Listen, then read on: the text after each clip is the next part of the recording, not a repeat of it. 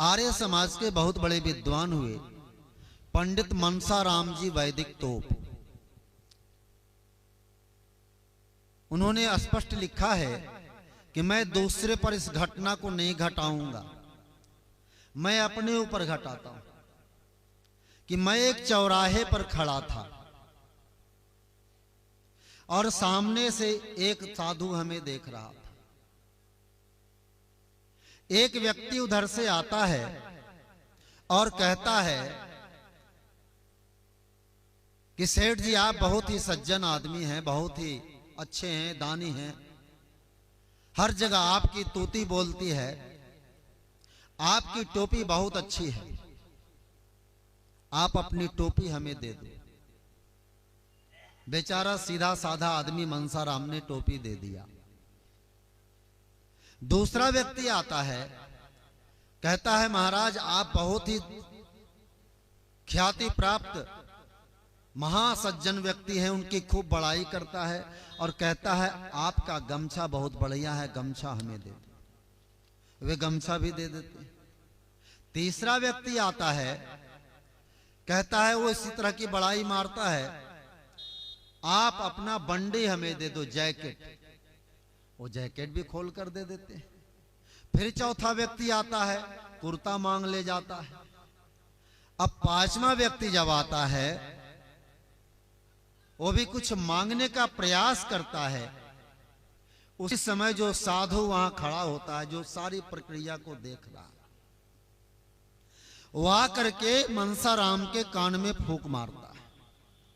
कहता है बदमाश, अरे तेरी भले मानसी इसमें है कि तू किसी से कुछ छीन मत, किसी से कुछ ले मत, पर ये ज्यादा भले मानसी की बात नहीं है।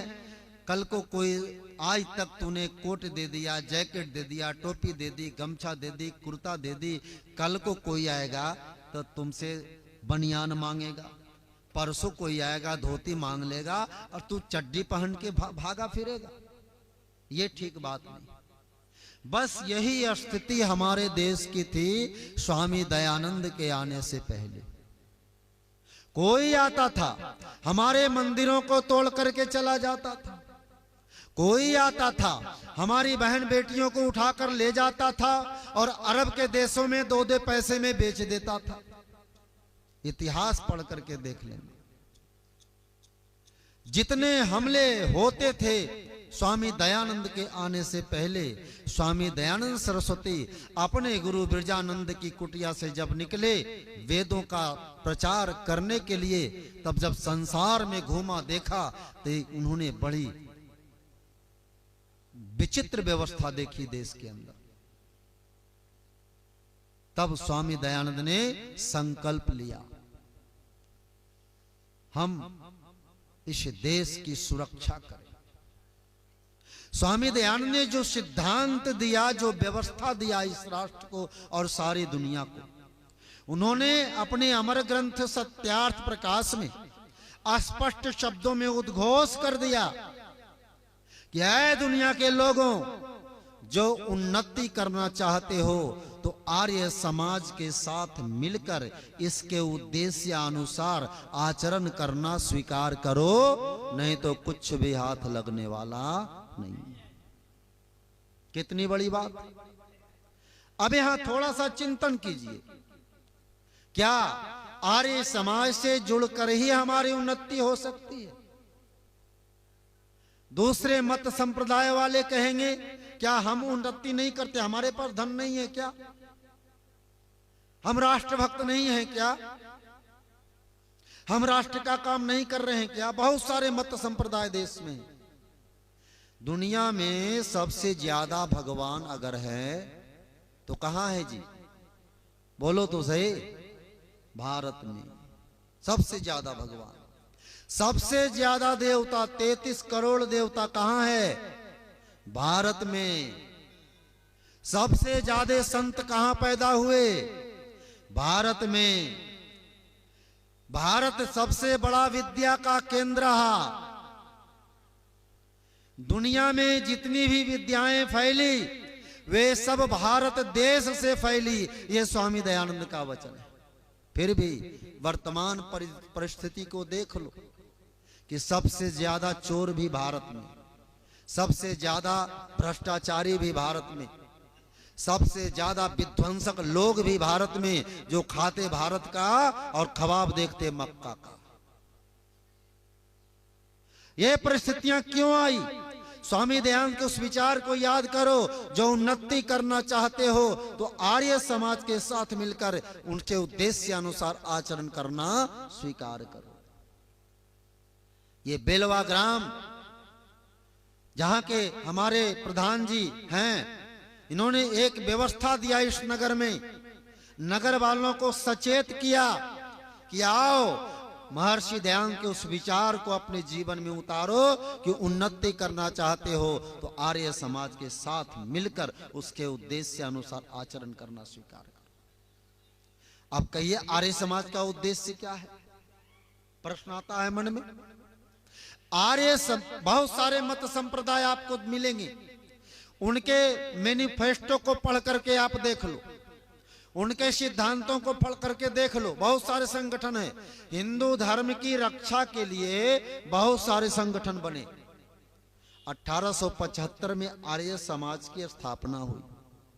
उससे पहले भी ब्रह्म समाज बने, प्रार्थना समाज बने और ना जाने क्या क्या बने। सारे संस्थाओं के मैनिफेस्टो को पढ़ करके देख लो, आप उसके नियमावली को पढ़ करके देख लो। मैं दावे के साथ कहता हूं, चाहे केशव चंद्र सेन थे, चाहे राजा राम मोहन राय थे, और चाहे जो भी थे, रामकृष्ण मिशन, इन सारे संस्थानों ने अंग्रेजों की चाटुकारिता की। इतिहास को पढ़ करके देख लेना। आज भी रामकृष्ण मिशन में ईसाईयत का पूरा पूरा बोलबाला है, केवल नाम मात्र के हिंदुत्व दिखाई देते हैं। आप वहां जाकर के देख लो। ईसा मसीह का जयंती मनाता है, बड़ा दिन की छुट्टी मनाता है, ईसाइयों के सारे कर्म करते हैं। कैसे वह हिंदुत्व का प्रचारक हो सकता है? और बहुत सारे केशव चंद्र सेन तो ईसाइयत से इतने सराबोर थे जिसकी कल्पना आप नहीं कर सकते हैं। अपने आप को इस सनातन धर्म का रक्षक मानते थे। स्वामी दयानंद ने कितनों से पंगा लिया। मैक्स मूलर वेद को लेकर के जब पढ़ने लगा, वेद का जो अर्थ था उसको गलत करने लगा, तब दयानंद ने उसे सत्यार्थ कर झंकृत किया।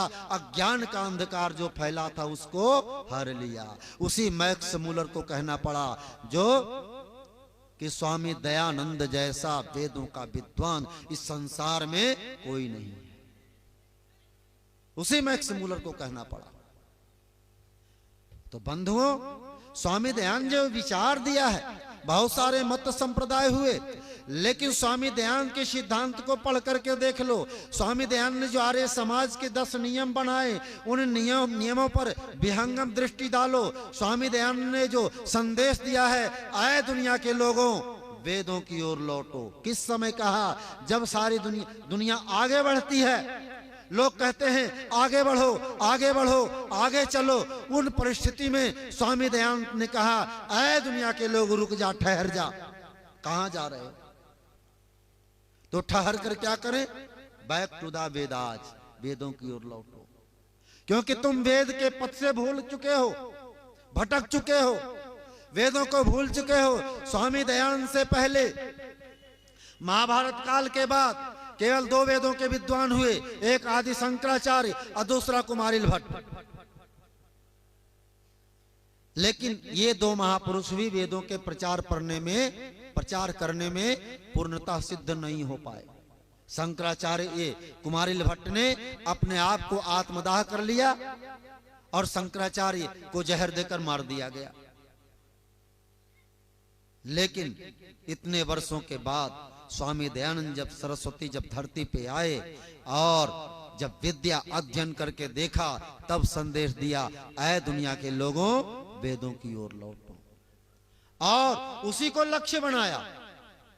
कृण्वन्तो विश्वमार्यम, वेदों का प्रचार, दो आर्य समाज की जो स्थापना हुई है 1875 ईस्वी में, आर्य समाज की स्थापना का मुख्य लक्ष्य है वेदों का प्रचार करना, भवन बनाना नहीं, भावना का निर्माण करना।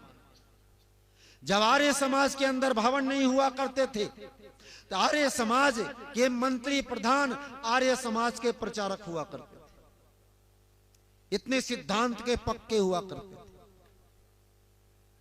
क्योंकि ऋषि दयान ने जो सिद्धांत दिया कि उन्नति करना चाहते हो तो आर्य समाज के साथ मिलकर इसके उद्देश्य अनुसार आचरण करना स्वीकार करो। उद्देश्य क्या कहता है? सत्य के ग्रहण करने और असत्य के छोड़ने में सर्वदा उद्यत रहना चाहिए। ये एक शब्द सत्य संपूर्ण दुनिया को हिला करके रख दिया। स्वामी दयानंद से पहले आप याद करो कौन सत्य का हमराही था। एक सत्य दुनिया को हिला करके रख दिया। सारे संसार में भूचाल आ गया। जितने भी मजहबी दुनिया है, चाहे ईसाईयत के क्षेत्र में, चाहे इस्लाम के क्षेत्र में, चाहे पौराणिकता के क्षेत्र में, हर क्षेत्र में एक हलचल मच गया। कौन सा साधु आया है? दयानंद सरस्वती, जिसने वैदिक धर्म की पताका लहरा दी और कहता है सत्य के ग्रहण करने और असत्य के छोड़ने में सर्वदा उद्यत रहना चाहिए। ये कौन सा जादू चला रहा संसार? क्योंकि सर्व विदित है बंधुओं, शास्त्र कहता है सत्यमेव जयते, जहां सत्य है वहीं विजय है। आपको एक इतिहास याद रखना होगा। हम लोग आज आर्य समाज के लोग कितने दृढ़ होते हैं, कितने मजबूत होते हैं। इसका मुख्य कारण क्या है? स्वामी दयानंद का ब्रह्मचर्य का बल, स्वामी दयानंद का सिद्धांत, स्वामी दयानंद का वो आत्मबल, जिस आत्मबल को आज हम प्राप्त करके आर्य समाज का जब प्रचार करते हैं तो संसार में कोई आज भी हमें डिगा नहीं सकता। एक बार की बात है, स्वामी दयानंद सरस्वती का जब निधन हुआ तो एक जगह पाकिस्तान में है, नाम मैं विस्मृत हो रहा है ना, वहां पे सूचना गई कि स्वामी दयानंद का निधन हो चुका है। जब सूचना गई तो वहां का पंडित बहुत रोने लगा। अब जब रोने लगा तो एक व्यक्ति ने कहा, जिसने सूचना दी, कहा जब स्वामी दयानंद यहां आए थे, रावलपिंडी का ब्राह्मण रोने लगा। कहा कि क्यों रो रहे हो? जब स्वामी दयानंद यहां आए थे तब आप तो उनका विरोध करते थे और आज रो क्यों रहे हो? तब उस व्यक्ति ने, ब्राह्मण ने जो कहा वो ध्यानपूर्वक आज भी आर्य समाजियों के लिए प्रेरणा के स्रोत है। उस ब्राह्मण ने कहा था कि मैं इसलिए नहीं रो रहा हूं कि दयानंद संसार से चला गया, अरे मैं तो इसलिए रो रहा हूं कि दयानंद निष्कलंक चला गया, उसके जीवन में एक भी दाग नहीं लगा। अब आर्य समाज और ऋषि दयानंद का जीवन सब दिन संसार में वेदों का प्रचार करता रहेगा, सत्य का प्रचार करता रहेगा और उसे कोई डिगाने वाला नहीं होगा। ये कितनी बड़ी बात है।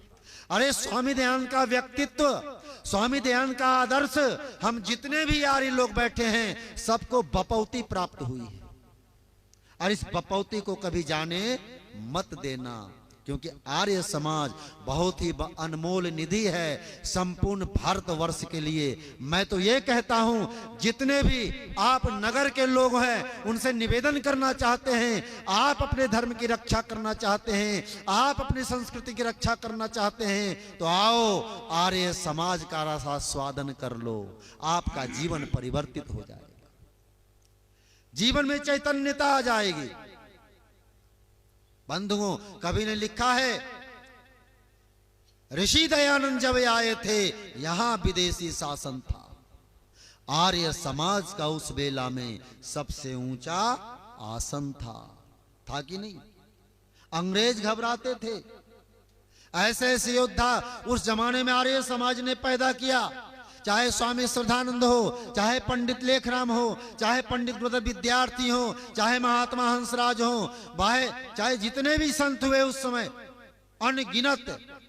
स्वामी दयानंद के मरने के बाद आर्य समाज में प्रचारकों की कमी थी, तो सबसे पहले प्रचारक बने पंडित गुरुदत्त विद्यार्थी। जो व्यक्ति बिल्कुल नास्तिक था, उसके अंदर आस्तिकता नहीं थी, वैज्ञानिक था। आज भी विज्ञान पढ़ने वाला व्यक्ति वेद को नहीं मानता, कहता है अरे छोड़ो ये सब तो पुरानी बात है।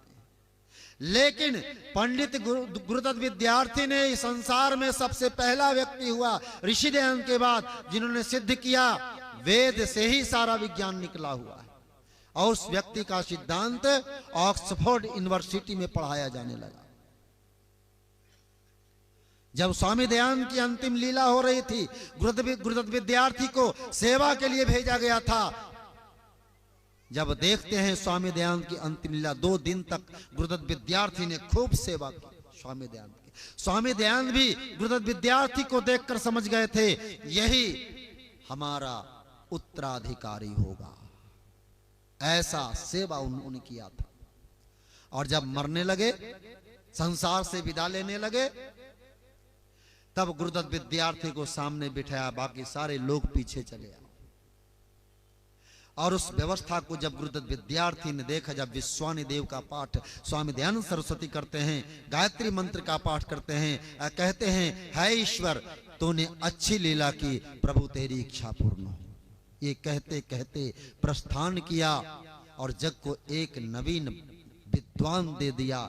आस्तिक विद्वान जो नास्तिक था उसे आस्तिक बना करके गुरुदत्त विद्यार्थी के रूप में संसार को दे दिया। जो गुरुदत्त विद्यार्थी महर्षि दयानंद के जाते जाते देखा था और कहा आह गुरुजी आप चल दिए, मात्र थोड़ा सा सानिध्य आपका मिला, कोई बात नहीं, हम आपके मिशन को पूरा करेंगे, यह संकल्प लेते हैं। पंडित गुरुदत्त विद्यार्थी ने संकल्प लिया था। बंधुओं, गुरुदत्त विद्यार्थी के जीवन को जब आप पढ़ोगे तो आंख से आंसू गिरेंगे। इतना मेहनत पुरुषार्थ उस बालक ने किया था, इतना बड़ा त्याग उसने किया था, इतिहास साक्ष्य है। इसलिए जब आर्य समाज के विद्वान बहुत सारे विद्वान आर्य समाज ने पैदा किए, गुरुकुलों की स्थापना हुई और स्वामी दयानंद का वो लक्ष्य है दुनिया के लोगों जो उन्नति करना चाहते हो तो आर्य समाज के साथ मिलकर उसके उद्देश्य अनुसार आचरण करना स्वीकार करो। इस लक्ष्य को लेकर के जन जन में जब आर्य समाज जाने लगा, आर्य समाज के विद्वान प्रचार करने लगे तो हजारों हजार की संख्या में लोग आर्य समाज को स्वीकार करना प्रारंभ किया। एक बार की बात है, काशी के बहुत बड़े पंडित विशुद्धानंद सरस्वती से पूछा गया, जिसने स्वामी दयानंद से मात खा ली थी, उनसे पूछा गया कि महाराज बताइए आप कि क्या स्वामी दयानंद गलत कहता है? तो विशुद्धानंद रोते हुए कहा था कि न, दयानंद सत्य बोलता है, वैदिक धर्म का रक्षक वही है। तब उनके शिष्य ने कहा था तो आप विरोध क्यों करते हैं दयानंद का? कहा पापी पेट का सवाल है। ये विशुद्धानंद का वक्तव्य है। बंधु देख लेना, इतिहास को पढ़कर मैं आप लोग से निवेदन करना चाहता हूं, आप आर्य समाज का काम करना चाहते हो तो आप ऋषि दयानंद के जीवन को घोर करके पी लो, जीवन में कभी मलिनता नहीं आएगी। दयानंद का सच्चा सिपाही बनना है, तब आपको ऋषि दयानंद के जीवन को पहले समझना होगा, ऋषि दयानंद के चरित्र को अपने जीवन में उतारना होगा और सीना ठोक करके जब वेदों का प्रचार करेंगे तो बंधुओं हजारों हजार आज भी आपके साथ खड़े होने के लिए तैयार है। कोई ऐसा व्यक्ति नहीं मिलेगा जो आर्य समाज का विरोधी होगा। उसे क्यों? क्योंकि ऋषि दयानंद ने वो घुट्टी जन जन को पिलाई है। आज पौराणिक जगत के लोग भी खुलकर आर्य समाज की प्रशंसा करते हैं। आर्य समाज की छाप कहां कहां है? केवल राष्ट्रीय परिदृश्य में नहीं, धर्म के क्षेत्र में, समाज के क्षेत्र में, दलितोद्धार के क्षेत्र में, हर क्षेत्र में आर्य समाज का प्रभाव दिखाई देगा। आज भारत के प्रधानमंत्री, जब स्वामी दयानंद का 200वां जयंती प्रारंभ हुआ तो भारत के प्रधानमंत्री ने घोषणा किया कि मैं घोषणा करता हूं स्वामी दयानंद की जयंती सरकारी स्तर पे मनाई जाएगी। मनाई गई कि नहीं बताओ? स्वामी श्रद्धानंद जी ने जो दलितोद्धार की व्यवस्था दी थी, आज पौराणिक जगत के लोग भी, बड़े बड़े जो संत हैं, जो दूरदर्शन बाबा जिसको कह सकते हैं, इन सारे बाबाओं को देख लो, सारे के मन में एक टीस हो रही है कि जो दलित भाई हमसे बिछड़ रहे हैं उन सबको बिछड़ने मत दो, उसे अब गले से लगाओ। भाई बिछड़ों को छाती लगा लेना जी, डूबे जाते हैं उनको बचा लेना जी। किसकी देन है? ऋषि दयानंद और आर्य समाज की देन है। आज अगर अंतरजातीय विवाह हो रहा है, विवाह के क्षेत्र में भी लोगों को ये बातें समझ में आ रही है कि जाति बंधन समाज का कलंक है। इसी से सारी भ्रांतियां उत्पन्न हो रही है और देश में ऐसी राजनीति चली, हिंदुओं को तो जातियों में बांट दिया, लेकिन मुसलमानों में भी जातियां हैं, ईसाइयों में भी जातियां हैं, उसका चर्चा किसी ने नहीं किया, केवल आर्य समाज ने किया है। इसलिए सत्य को समझने की आवश्यकता है बंधुओं। आज आर्य समाज की विचारधारा को सबने स्वीकार किया है। एक बाबा है, वो आता है बागेश्वर कहता है, मैं उसका प्रवचन एक बार सुन रहा था, वो कह रहा था, पागलों 33 करोड़ नहीं 33 कोटि देवता कहो। अगर पौराणिक जगत का इतना बड़ा प्रचारक 33 कोटि देवता मानने के लिए बाध्य हुआ तो वहां ऋषि दयानंद की विजय है यार, कोई साधारण सी बात नहीं है। पहले कोई नहीं कहता था। आर्य समाज का वो जादू है जो सबके सिर पर चढ़ करके तांडव नृत्य कर रहा है। आज इस्लाम जगत के लोग भी व्याख्यान अपने जलसे में देते हैं तो ये कहते हैं कि आर्य समाज को न आरएसएस से खतरा है, न अन्य हिंदू संगठनों से खतरा है। आर्य समाज, ये इस्लामी जगत को न आर्य से खतरा है, न अन्य सनातनी संगठनों से खतरा है। अगर इस्लाम डरता है तो केवल आर्य समाज से डरता है, क्योंकि आर्य समाज के पास सिद्धांत है। आर्य समाज ने सत्यार्थ प्रकाश के 14 समोल्लास में और 13वां समोल्लास में जो सत्य स्वामी दयानंद जी महाराज ने रखा है, वही सत्य उन लोगों पर भारी पड़ रहा है, क्योंकि सत्य को उजागर कर दिया। इसलिए बंधुओं, मैं आप दयानंद के सिपाही, और दयानंद की चर्चा हम सबको करनी है, दयानंद का प्रचार करना है। जहां भी राष्ट्रवाद की चर्चा हो, धर्म की रक्षा की चर्चा हो, वहां आर्य समाज सर्वोपरि है। जहां सनातन धर्म की रक्षा हो, सनातन संस्कृति की रक्षा हो, वहां आर्य समाज सर्वोपरि है। जहां दलितोद्धार की बात हो, वहां आर्य समाज सर्वोपरि है। जहां विश्व में वैदिक सिद्धांतों को फैलाने की बात हो, वहां आर्य समाज सर्वोपरि है। इसलिए कहता हूं, स्वामी दयानंद ने जो नारा दिया है, दुनिया के लोगों उन्नति करना चाहते हो तो आर्य समाज के साथ मिलकर इसके उद्देश्य अनुसार आचरण करो। आज उस आचरण को सबको आज ने कल मानना ही पड़ेगा, स्वीकार करना ही पड़ेगा, कोई दूसरा विकल्प नहीं है। आज मानो या कल मानो, मानना पड़ेगा। गुरुदत्त विद्यार्थी की भविष्यवाणी है। लाहौर में जब व्याख्यान दे रहे थे पंडित गुरुदत्त विद्यार्थी, उन्होंने कहा था आज लोगों की मनोस्थिति ऐसी नहीं है कि लोग स्वामी दयानंद और उनके सिद्धांतों को समझ ले। जब 100-200 वर्ष बीत जाएंगे तब लोगों के मन में ये भाव उदित हो जाएगा कि स्वामी दयानंद ने जो कहा है वही सत्य है। आज सत्य प्रतीत हो रहा है कि नहीं? सारे मत मजहब के लोग आर्य समाज को मान रहे कि नहीं? चाहे कुछ संप्रदाय के लोग गालियां ही दे रहे, पर दे तो रहे हैं, पढ़कर ही तो दे रहे हैं, क्योंकि उनकी दुकानदारी बंद होने वाली है। इसलिए बंधुओं, यह चिंतन का विषय है। हम सब चिंतन करें, क्योंकि आर्य समाजी जो होता है, जो सच्चा आर्य समाजी होता है, वो पक्का दयानंदी हो सकता है। आपको आर्य समाजी बनना है तो पक्का दयानंदी बनो, और जब दयानंदी बन जाओगे तो वो चिंगारी आपके हृदय में धधकेगी जो चिंगारी पंडित गुरुदत्त विद्यार्थी के जीवन में धधक रही थी, वो चिंगारी जो स्वामी सदानंद के जीवन में धधक रही थी।